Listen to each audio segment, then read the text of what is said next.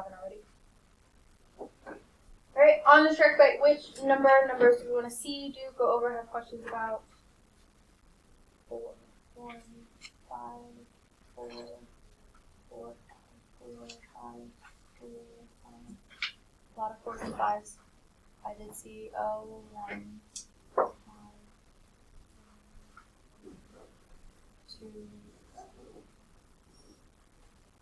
So 1, 2. 3 can be done in Desmos, and then 4 and 5. So starting with the first one, if we have a horizontal line, what is the slope of that? 0. If you didn't remember your Hoybucks, you could have also found these 2 points, figured out what those coordinates or order pairs were, and did the math. But you should have still gotten 0. 2, you could solve in Desmos.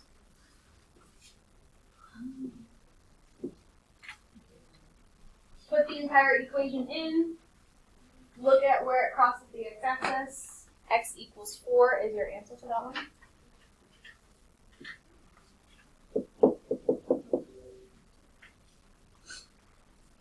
Okay. Remember to put that you are solving in Desmos for any that you're just putting answers for.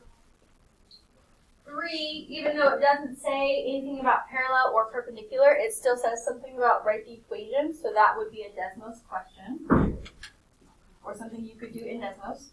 Put in your y equals mx plus b, add in the sliders, might already did that. Put in the 2 points. Count the slope of the 2 points, so it should go down 6 to the right 12, so that would give us a slope of -1/2. Change your slope to -1/2, and then find when your b goes through the 2 points.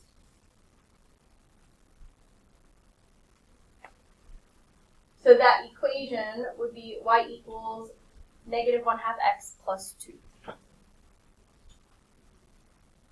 So you can do the math if you remember how to do it, but if you don't and you blank on anything that says write an equation of a line, use your y equals mx plus b, use your sliders, play around with the slope and y-intercept.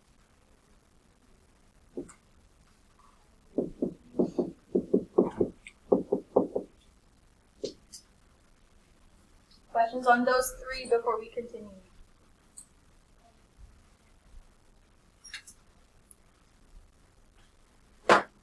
Or can also be done in Desmos.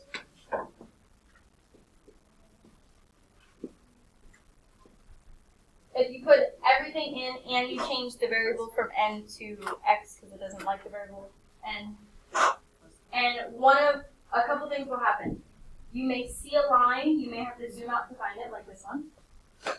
If you don't see a line, you're either going to get no solution or infinitely many, and you'll have to put in each side separately. But x equals or n equals -17 should be that easy.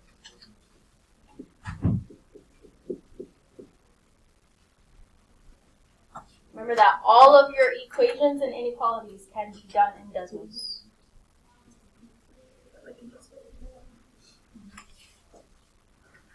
So put both sides in, put the whole thing in, zoom out until you find a line that crosses the x-axis. And then the last one,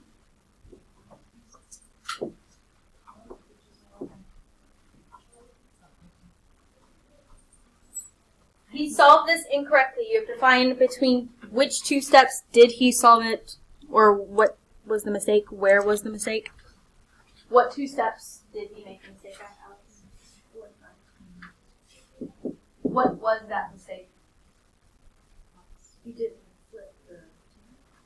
He divided both sides by this -4, the sign should change.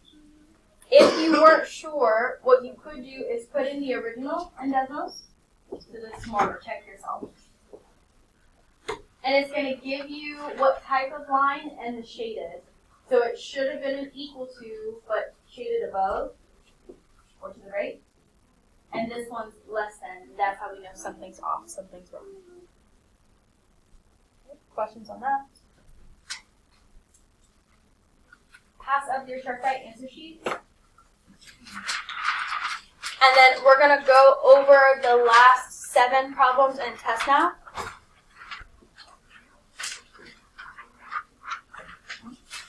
Alright, so starting with 22, you have to translate this into algebra before you can figure out which one of these is the right answer.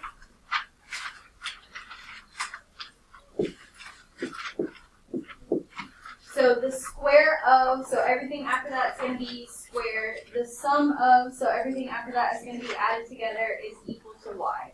So y equals, in parentheses, x plus 5 squared should have been that equation. And then you have 2 options. Either you're given 3 and 4 as your x values, put those in algebraically, figure out what your y values would be, or put this equation into Desmos and either look on the graph when x is 3 and 4, or look on the table, bless you.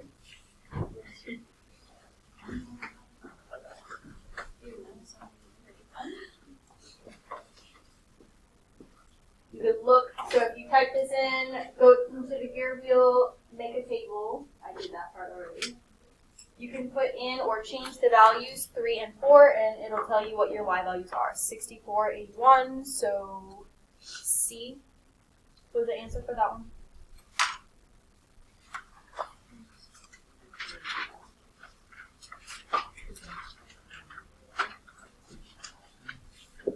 Remember, take down notes, anything that'll help you remember the Desmos tricks and steps. Questions on that one?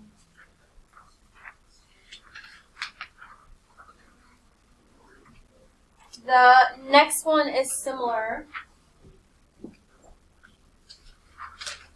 Have to translate again, but then they want you to plot 3 points that would fall on this graph.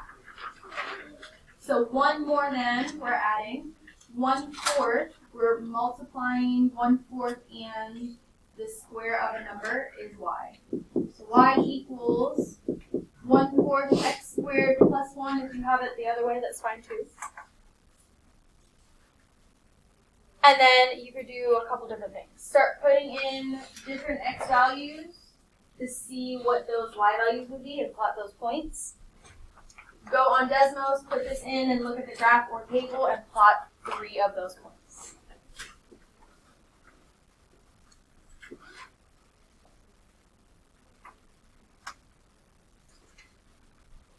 So if I put in the table, when you put it in, gives you 5 points, -2, -1, 0, 1, 2. I think I just got rid of some of them. It says you have to have integers, so they can't be fractions or decimals, which I'm assuming what those were. Which is why I got rid of them. So then we could plot these 3 points. -2, 2, 0, 1, and 2, 2.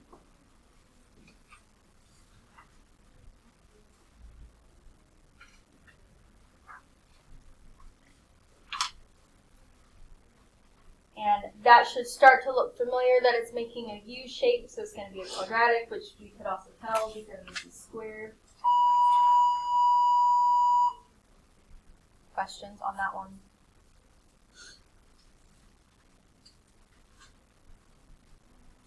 '24, 25, and 26 deal with the direct and inverse variation stuff we just learned about.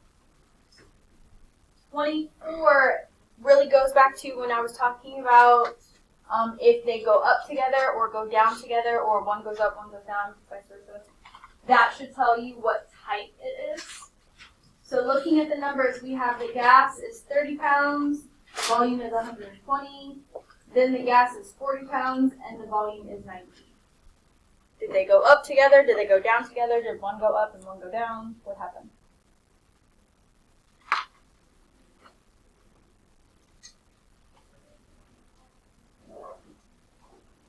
What did the gas do? Did it go up? Did it go down? It went up. What is the volume? So one went up, one went down. Is that direct or is that inverse?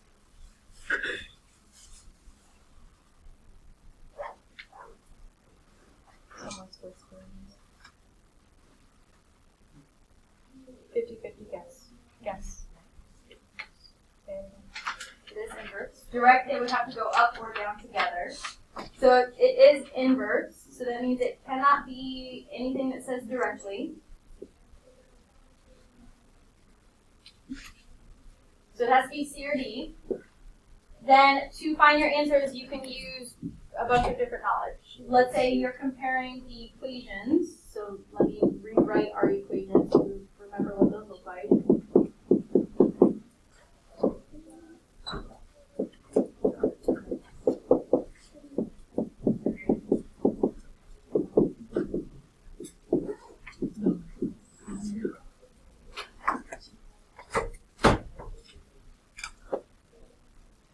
So we have direct equations, we have inverse equations.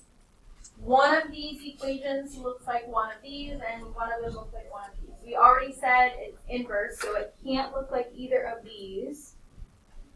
C looks like this one, so it has to be D. I told you to repeat. No, you didn't.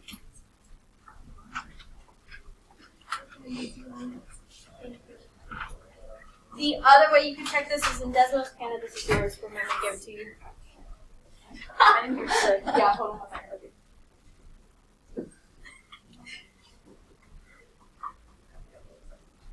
So if we put in both equations, we have to change the variables to x and y because they won't do anything else. You may have to zoom out because these numbers are in the thousands. If it's inverse, it has to do that weird curve thing.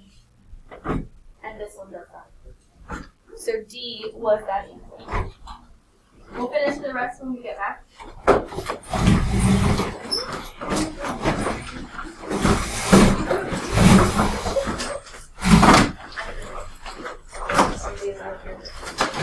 I'm going to explain this when we get back from lunch, but I would say just listen to the video to hear the instructions.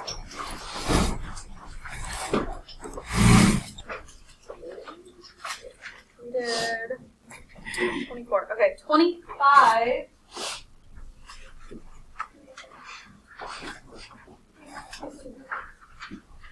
If you know what your equations are for direct and inverse, you can find the answer without doing any math.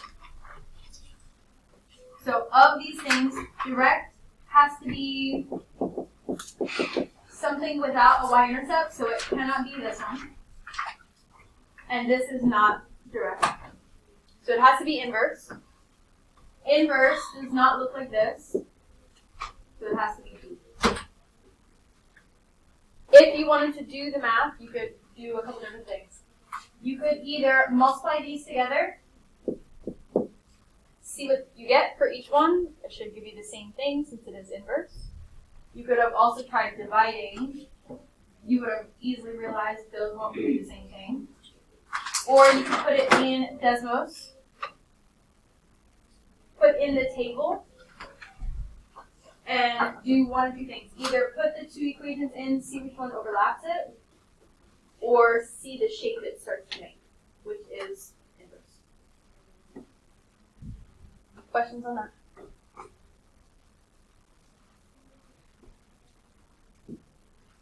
With 26, this says direct. We have to plot two other points on here. What do we know about direct variation equations on a graph?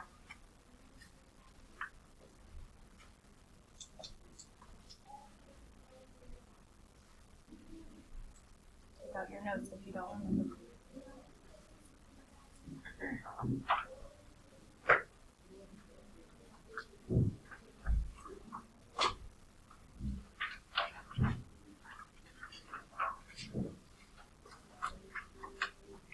Nature. It has to start at the origin. So that should be an easy point. Anytime you see a problem like this, put a point at the origin. That's going to be at least one of your points. The constant has to be the same. So if you count your slope between these two, it's going up 3 to the right 2. So then either of these 2 points would be your other.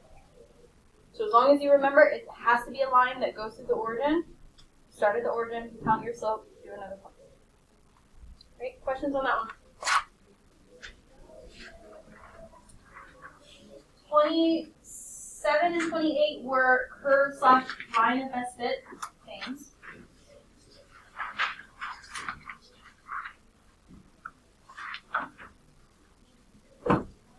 if you put in your ordered pairs, zoom out, because they're in like 50s, 90s. Kind of looks like, it says curve of best fit, so you know it's quadratic. And then if you can do one of two things. Either put in your quadratic regression equation and figure out exactly what the numbers are, which would match D. Or you can put in your points and put in all the answers and see which one matches. And only one does.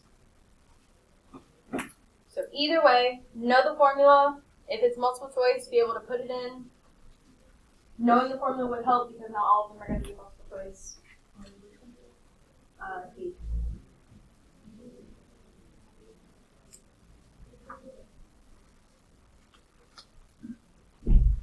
This one you'll have to zoom out because it's like in the 50,000s, 60,000s. This is line of best fit, so you need linear regression.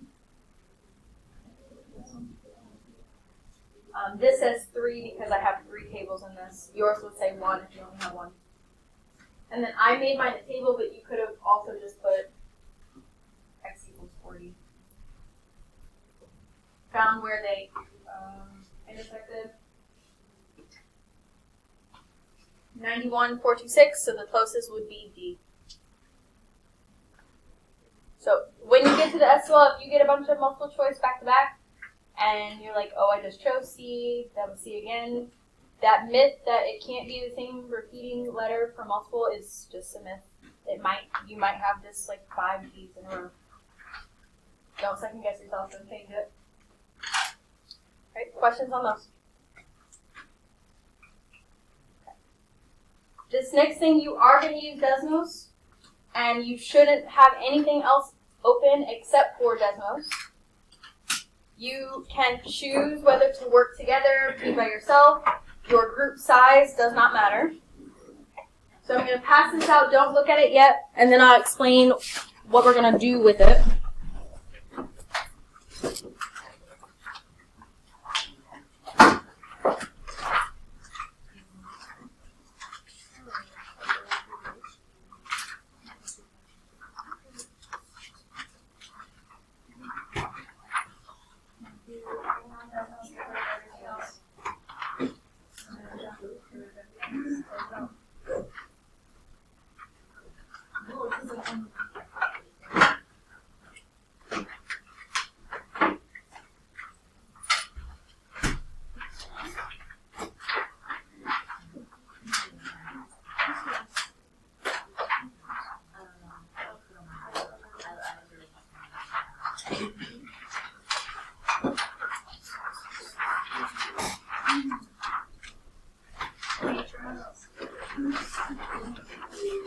Don't open it yet.